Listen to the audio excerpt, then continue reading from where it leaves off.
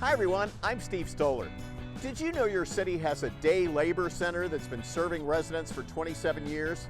It opened in 1994 to create a safe venue that would meet the local demand for temporary labor. The center provides an organized and safe venue for contractors, including home and business owners. Every day, between 150 and 350 workers come here seeking work, ranging from unskilled manual labor to specialties such as landscaping, restaurant work, cleaning, and construction. The center is a safe place where customers and day laborers can come together and exchange day labor work for daily pay in a well-organized and supervised environment. Contractors and laborers negotiate hourly rates, job-specific requirements, and transportation arrangements before leaving the center. We'll see you soon for another Stoller on the Street.